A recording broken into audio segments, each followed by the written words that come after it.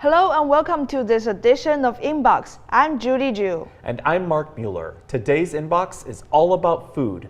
Food for nurturing your belly and food for inspiring your mind. And we even have a sweet dessert for you too. On Inbox, we have shown you stories about the farm-to-table movement, where chefs grow and serve only their freshest fruits and vegetables. Today we will see how that works in the ocean. This is a story about a seafood company called Dragon Baby, who catches only what fish you order and delivers them fresh to your door. But this is no fish story. It's called Custom Catch, and Jin takes us to the Pacific. Dinner! Caught in the morning, delivered to your table tonight. Maynard Webb is gonna make it happen. He is leaving Half Moon Bay Harbor at 6 p.m. He will be at sea for the next 16 hours. Only the experienced fisherman knows how to fish at night. My name is Maynard Webb. I am a part owner of Dragon Baby Seafood. I see to it that the seafood is caught and processed and delivered. I have a philosophy that just as long as fish is fresh, as long as there's a fresh product, you can sell it. Because freshness is the most valuable part of a fisherman's business, and Captain Maynard came up with an idea to offer seasonal fish, and caught early each morning and delivered to customers' tables for dinner. Now, about 30 miles away from the coastline, and Captain Maynard found a spot. And 3,000 hooks with squid bait will be dropped here. The line will sink below 2,000 feet deep in the ocean. After 3 hours of waiting, Captain Maynard believes the fish has beaten the bait. Now it's time to harvest. There we go. Put it through the block. We'll make some money. Ooh, baby. Come to Papa. Nice catch. Why we do it on the JNC? Catch it by hand, baby.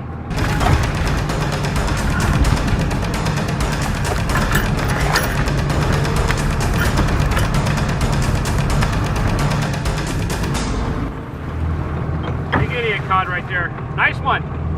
Good dinner fish. After a long night, his holes are filled with fish, and his knowledge and skill will soon be rewarded at port.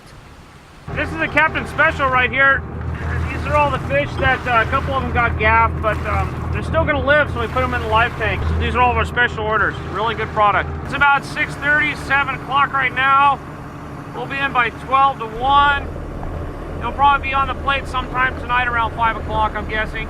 Can't get any fresher than that, unless you come out here and get it yourself. The main purpose of Dragon Baby Seafood is to ensure the quality of the product, that it's caught and maintained very well and delivered. It's all about experience, not just anybody can do it. I'm always trying to be very nosy with the market, just to make sure that the product gets delivered correctly and that the customers are happy. Captain Maynard has worked 15 hours at sea. Now when most fishermen go home to sleep, Captain Maynard is about to begin his second journey. He makes his deliveries too. The fish were swimming in the Pacific 10 hours ago. From ocean to table. Caught this morning, cooked tonight. This is Custom Catch.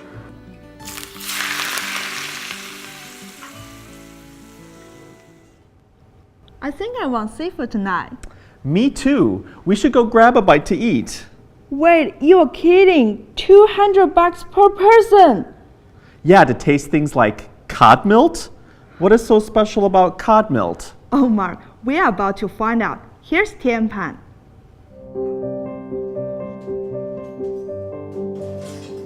Chef Sun Jae-an calls his creation contemporary American cuisine with Asian influences. He says it's not fusion, instead. What we wanted to do is we wanted to cook what we like, what we like to eat. And what he likes to eat and cook are an exotic combination of taste. We wanted to represent ourselves instead of being trendy or anything like that. His dishes feature unusual but inspired ingredients like cod milt or fish sperm. and statues, a stem lettuce.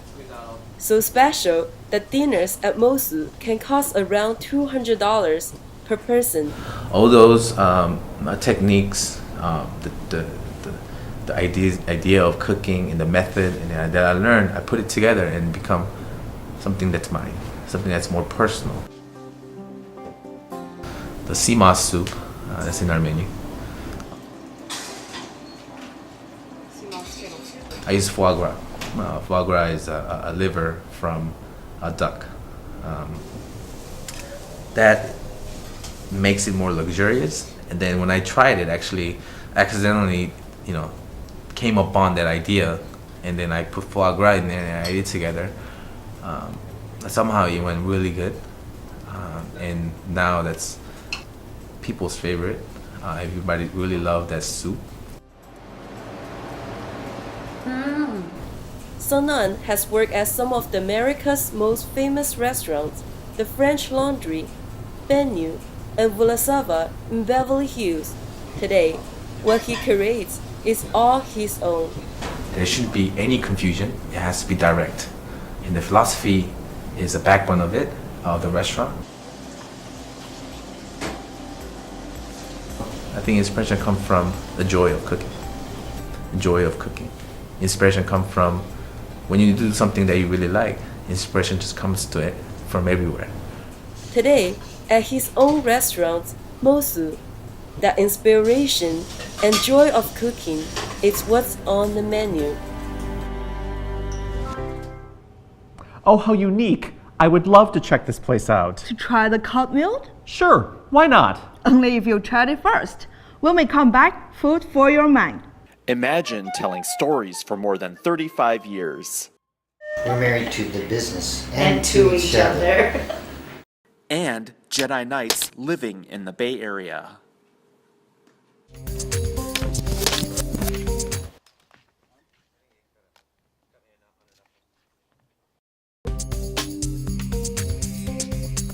Hello and welcome back. Judy, do you remember stories you were told as a child? Yes, a lot. Have you heard of the Monkey Moon? No. The Legend of Magpie Bridge? No. Monkey King? Ah, yes, I have heard of Monkey King. You know, these are all famous ancient Asia stories, but it's a shame that they are not as popular here. Actually, we found a couple who are performing these stories right now in San Francisco. Deanne takes us to the theater and goes behind the scenes. And shape up. Bukashi, bukashi, aru tokoro ni. Once upon a time in the land of Japan. Once upon a time, a long, long time ago. Once upon a time, Asian American artists Nancy Wang and Robert Kikuchi Ingoho created EthnoTech to preserve traditional Asian stories for Western audiences. Was a real live EthnoTech, the weaving of cultures east and west to create new possibilities. New possibilities indeed. Their performance style is one of a kind. We were storytellers who were moving. And they move together. If I go like this, she knows to go like that. And if I go like this, she goes like that. And if she goes like, I do that. There was only one talk, and the talk was good. For young artist Asha Azama, EthnoTech does more than simply share stories. EthnoTech is to create art that heals the divides within us and the divides between us. However, audiences will be wary of EthnoTech's innovations when they started. There was this huge controversy going on about, was EthnoTech really storytellers? How come they wore costumes that were Japanese and then they would tell a Chinese story? And we found Anne Shimojima, who witnessed the controversy. She helped EthnoTech to respond. It really spoke to me how people then had so little exposure to Asian American storytelling. They were perhaps having a hard time differentiating between Asian and Asian American. Don't think about The monkey in the tree. They didn't know what to take of us because it was so different. No. What? Oh, you made me so mad. So we're part of a generation that had to redefine who we are. Being an American-born Asian, Nancy knows the struggle. She was confused about her own identity growing up. I mean, I really wanted to be white. That caused a lot of pain and a lot of just feeling Unworthy. But through the music, the art, and the storytelling, Nancy found out who she is. I could be that person that was really me. Thanks to EthnoTech's performances, many Asian Americans are rediscovering their heritage. Young artist Ling Li is one of them. EthnoTech is part of my experience of growing up in San Francisco and being so lucky to hear my people's stories from a young age and have that connection to my ancestors. Not only adults enjoy their stories, children, too, have lots of fun at their shows. We have a lot of shows that take place in schools and libraries. Everyone say Korea. Philippines. People hire us because of the educational and cultural value, especially with the demographics that are taking place in our society. They want to show that we can celebrate the many cultures that make up America. Which in Japanese means once upon a... Even after over 35 years of performing, EthnoTech is always looking for new blood. So to find someone who wants to not only learn our style, but to actually take on an organization and take it somewhere.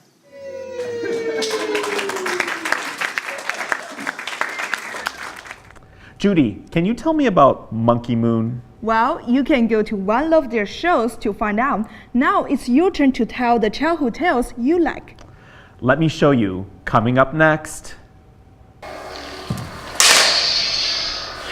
Next up, watch me face Darth Vader. Can you turn candy into art? The Candyman can.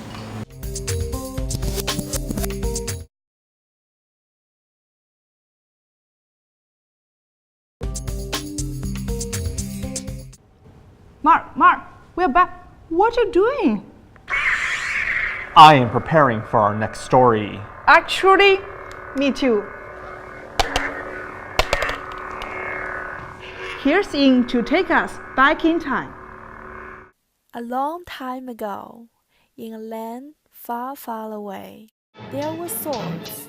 As time has evolved, so had the sword. Future fighters, like those in Star Wars, use lightsabers. Today, these sword-fighting, movie fan, tech geeks call themselves the Gen Sarai. Founder Tombadil. Individuals have their own quest and the challenges in their lives that they wish to overcome. They do that through this method, the sword as a healing process, the sword as a teaching methodology, the sword as a way to overcome whatever demon that they might have. Here women compete as equals. Meet Celeste Walker. I don't come from a martial sport background. I've never done any kind of combat at all. There was a lot of me that really didn't want to do it, and it was Alan Block who really encouraged me and really kind of talked me into it. Alan is the founder of the Golden Gate Knights, another Bay Area lightsaber club. I consider the Golden Gate Knights as a gateway to a lot of other interesting hobbies and talents that a lot of people don't even really realize that they have inside themselves. It's been 6 long months of just practice. It's a lot of pride being able to do what I can do now compared to what I did 6 months ago. The Golden Gate Knights have given me a sense of responsibility, a sense of leadership, being a leader, being inspirational. People can get really excited, but this is a performance art, it's not a martial art. I think that that's pretty unique for what we do. At the same time, preserving a lot of the elements that you see in martial arts schools. We're teaching a way that people can kind of dance together in a fun way. And when it was my turn, my lightsaber teacher was the master himself. Youngling, it is time to meet your destiny and become a Jedi. It's not every day you get to duel with Darth Vader, one of the most evil villains in movie history. So why is it important to you to dress up like a Darth Vader? It looks very cool. Very good question. I think it's important for me to dress up and act out in certain characters because sometimes this suit protects me from the outside world and the thoughts and the presumptions that people have. It gives me an outlet for being the ultimate nerd I can be. You have to learn how to play, you know, and I think as we get older, we lose that. We lose that ability to be ourselves. And as geeks, sometimes when we were little, we didn't get to be ourselves. We didn't get to play. We were focused on school or grades or, you know, our parents' agendas, our teachers' agendas, and we didn't have the opportunity really just to play. For these adults, playing is part of a martial art healing process. Now, yes, strong you are with the Force. The only way you can know somebody is to fight them. Here, we have a bunch of geeks who are building a community. We're building a community within a martial sport. The reason why I think people come back to our class time and time again is that at the Golden Gate Nights, there's a chance for them to become essentially the hero that they've always wanted to be. And maybe that's what Star Wars is all about. May the Force be with you! Thank you, everyone. Judy, it is time for you to become a Jedi. Actually, I'm really tired. Well, how about I replenish your energy? Wow, where did you get this candy? Is this R2-D2? It is R2-D2, and Tao Tao is going to tell us more. Is this candy for your mouth or artwork for your eyes? We will tell you next.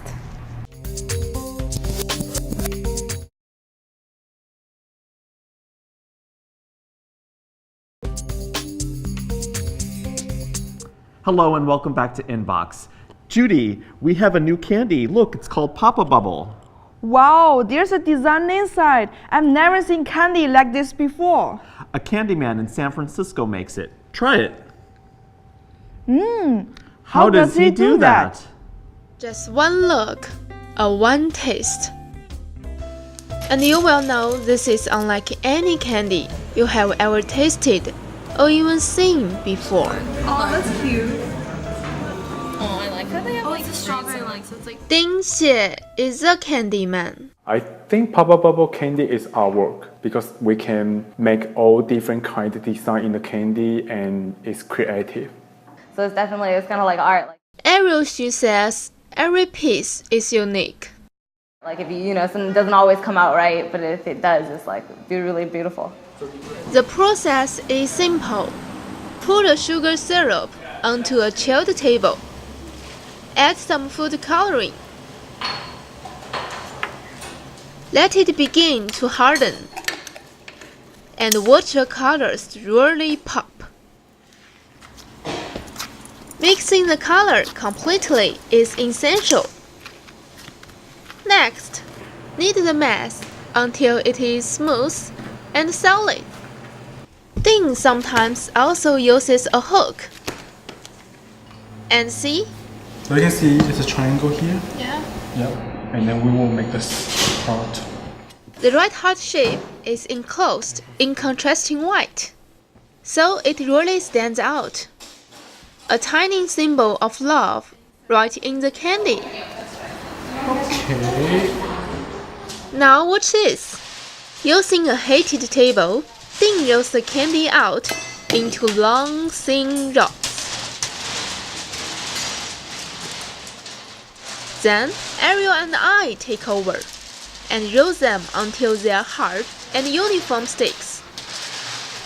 Yeah, you roll it together. Yeah. And then we get another and roll it again together. After that, we chop the steaks into bite-sized pieces. Ta-ta! They are ready for sale and eating. 给朋友当礼物用，没有小口袋，我一个装一个，我就可以给他。In order to attract new customers, Ding constantly makes new candy creations. So like jelly candy, also we start making the marshmallow, like all different flavor, and we try to make all the stuff all natural. He even making candies with customized messages inside. Little tasty surprises for the eye and the tummy. Ariel says there is something very special about her work. Myself, which is really cool, because not a lot of people can say like, oh, I make candy.